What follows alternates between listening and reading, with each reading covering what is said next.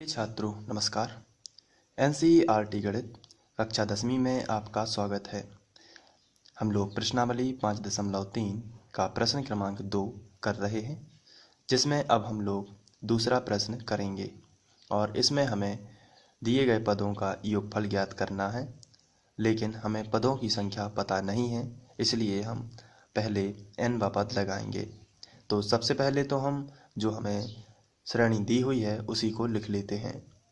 तो ये हमें श्रेणी दी गई है, तो इसके लिए हम प्रथम पद और सारवंतर निकाल लेते हैं। तो आइए सबसे पहले हम प्रथम पद निकालते हैं। प्रथम पद को हम ए से दर्शाते हैं और जो पहले नंबर पर पद लिखा होता है उसी को लिख देते हैं। तो प्रथम पद हो जाएगा 34। इसके बाद हम सारवंतर निकाल लेते हैं। तो चलिए अब हम सारवंतर जिसे डी से दर्शाते हैं उसे निकाल लेते हैं। डी बराबर दूसरे नंबर के पद में से पहले नंबर का पद घटाना, यानी 32 माइनस 34। तो जब ये घटाएंगे तो आपको मालूम है कि 34 एक बड़ी संख्या है, तो 34 में से 32 घटाएंगे तो 2 आएगा, लेकिन बड़ी संख्या का चिन्ह रहता है इसलिए यहाँ पर माइनस आ जाएगा। अब हमें अंतिम पद दिया गया है 10। तो अंतिम पद जब हम लगाएंगे तो यहाँ देख लेते हैं, हमें यहाँ बोला गया है योगफल ज्ञात कीजिए, और योगफल के लिए फॉर्मूला होता है Sn बराबर n/2 2a plus n-1 into D. ये वाला फॉर्मूला होता है, लेकिन उसके लिए कंडीशन ये होती है कि हमें n पता होना चाहिए। यहाँ पर हमें पदों की संख्या पता नहीं है कि कितने पदों तक का योगफल चाहिए, लेकिन अंतिम पद हमें 10 दिया गया है। ऐसी स्थिति में अंतिम पद जब हमें दिया जाता है तो अंतिम पद का फॉर्मूला यानी an बराबर 10 का पहले फॉर्मूला लगाएंगे। तो यहाँ से यदि हम इसका फॉर्मूला लगाएंगे यानी a plus n-1 into D बराबर 10, तो a और d के यदि हम मान रखेंगे तो n का मान हमें मिल जाएगा। आइए सिस्टमेटिक करते हैं। सबसे पहले हमें दिया गया है तो अंतिम पद, उसके लिए हम लिखेंगे, चूँकि यहाँ पर an बराबर हमें दिया गया है 10, तो an बराबर 10 लिखेंगे, लेकिन an का मान है a plus n-1 into D. ये होता है an के लिए बराबर 10। तो a और d के मान हम रख देते हैं। चलिए a का मान रख देते हैं। सबसे पहले कितना है 34, तो हम यहाँ पर a का मान रखेंगे 34 प्लस n का मान ज्ञात करना है, तो इसे हम अभी ज्यों का त्यों लिखेंगे n-1, और d का मान -2 है तो यहाँ पर हम लिखेंगे -2। फिर बराबर लगा है तो बराबर, और ये 10 लिखा है तो इसको ज्यों का त्यों। अब ये जो 34 है ये प्लस में है, तो प्लस वाली संख्या का पक्षांतर माइनस में होता है, तो यहाँ पर आपको मिलेगा n-1 और -2 बराबर 10। प्लस का 34 इस तरफ आ जाता है तो माइनस का 34 यहाँ पर, तो n-1 और -2 बराबर 34 में से 10 चले जाएंगे तो आपको मिलेगा -24। इसके बाद ये जो -2 है ये गुणा में है और गुणा वाली संख्या बटे में चली जाती है, तो n-1 बराबर आपको मिलेगा -24 बटे -2। माइनस माइनस दोनों तरफ से कैंसिल, तो आपको मिलेगा n-1 बराबर 2 बारह 24, 12 मिल जाएगा।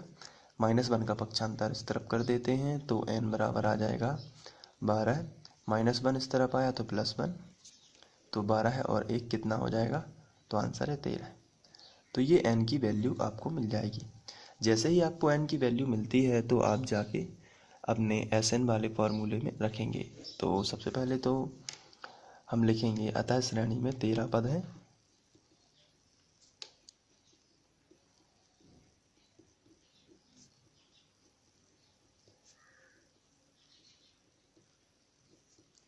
जब 13 पद हैं तो सबसे पहले हम लिखेंगे, चूँकि Sn बराबर होता है n/2 2a plus n-1 into D.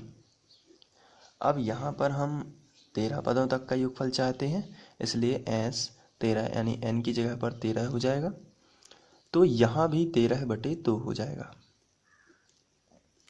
और 2 a का मान हम देख लेते हैं कितना है। तो सबसे पहले आपको a का मान ही मिलेगा, तो इसके लिए आपको ऊपर जाना पड़ेगा। कितना था a का मान?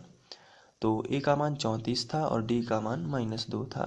तो अब आइए हम यहाँ पर दोनों के मान रख देते हैं।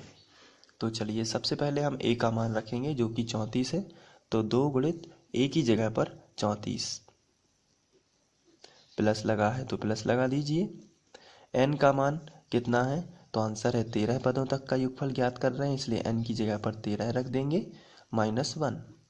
और d का मान अभी हम लोगों ने देखा है, d का मान -2 था। चलिए अब ब्रैकेट को बंद कर देना है। आगे सॉल्व करेंगे तो S13 यानी 13 पदों तक का योगफल हम लोग ज्ञात कर रहे हैं। 13/2 ये कैंसिल नहीं हो रहे, तो अभी हम इसको ज्यों का त्यों लिखेंगे, बाद में कैंसिल करेंगे या गुणा करेंगे। चलिए अब 34 का गुणा 2 में करेंगे तो 2 चौके 8 और 2 दिया 6, 68 हो जाएंगे। और ये ब्रैकेट यहाँ पर बंद। अब प्लस लगा है तो प्लस, 13 में से 1 चला जाएगा तो कितना बचा? तो आंसर है 12 बचा। तो यहाँ पर 12 और यहाँ पर -2 और ब्रैकेट बंद कर देना है। अब S13 फिर से ज्यों का त्यों, 13/2 और ये 68, 12 दूनी 24, प्लस माइनस का माइनस, 12 दूनी 24। तो आगे बढ़ते हैं। तो S13 बराबर 13/2 और 68 में से हम 24 घटा लेंगे तो 8 में से 4 जाएगा तो बचेगा 4, और 6 में से 2 चले जाएंगे तो बचेगा 4। तो अब इसके बाद हम 2 से कैंसिल कर देंगे, 2 दूनी 4, 2 दूनी 4, तो 13 गुणित 22। तो S13 बराबर हमें मिलेगा 13 गुणित 22। चलिए अब इसका गुणा करेंगे, तो 13 दूनी 26 की 6 हासिल आ जाएगी 2, 13 दूनी 26 और 26 और 2 28, तो यहाँ पर 286 जो है वो आपका आंसर आ जाएगा। तो यहाँ पर हम 286 के लिए आपको नोट किस तरीके से करना है आप देख लीजिए ऊपर से। ये था पहला शॉट, इसके बाद आप दूसरा शॉट ले सकते हैं, और ये तीसरा शॉट, चौथा और ये आखिरी। तो इस तरीके से दूसरा प्रश्न भी आप पे हल हो जाएगा। आशा करता हूँ कि आप लोगों को ये वीडियो पसंद आया होगा, और पसंद आया है तो लाइक कर दीजिए, और साथ में आप अपनी मेहनत जारी रखिए। और अगर आप निरंतरता पूर्वक मेहनत करते रहेंगे तो निश्चित ही आपको सफलता मिलेगी 2019 के एग्ज़ाम में। Thank you.